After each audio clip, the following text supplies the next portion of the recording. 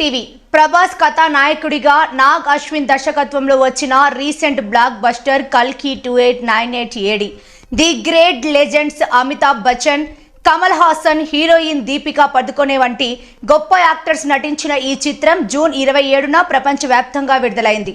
39 సంవత్సరాల తరువాత Indian legends Amitabh Bachchan, Kamal Haasan ఈ సినిమాలో కలిసి నటించడంతో ఈ చిత్రం విలువ ఇంకా పెరిగింది. సినీ ప్రేక్షకులను అమితంగా ఆకట్టుకుంటున్న ఈ చిత్రం భారీ స్థాయిలో విజయాన్ని సాధించిన సంగతి తెలిసిందే. సినిమా రిలీజ్ అయి 2 వారాలు పూర్తి చేసుకుని 3వ వారంలోకి అడుగుపెట్టింది. ముఖ్యంగా హాలీవుడ్ స్థాయిలో ఉన్న ఈ చిత్రంలోని ప్రతి సన్నివేశాన్ని చూసి ప్రేక్షకులు మైమర్చిపోతున్నారు. ఈ సినిమాలో ప్రత్యేకంగా ఉన్నటువంటి బుజ్జి కారు చిన్నపిల్లల నుండి పెద్దవాళ్ల వరకు ఆకట్టుకుంటుంది.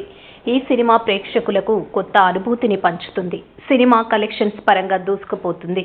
ఈ చిత్రం విడుదలైన 3 వారాలు పూర్తి చేసుకుంది.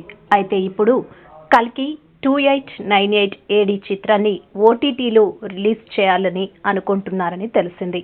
ఈ చిత్రం ఓటీటీలో ఎప్పుడు వస్తుందా అని చాలా మంది ప్రభాస్ అభిమానులు ఎదురు చూస్తున్నారు. ఆ రోజు ఎంతో దూరంలో లేదు. ఓటీటీలో మొదటగా ఈ సినిమాను హిందీ భాషలో విడుదల చేసి ఆ తర్వాత తెలుగుతో పాటు ఇతర భాషల్లో అమెజాన్ ప్రైమ్ ద్వారా ఆగస్టు 15న రిలీజ్ అవుతున్నట్లు సమాచారం.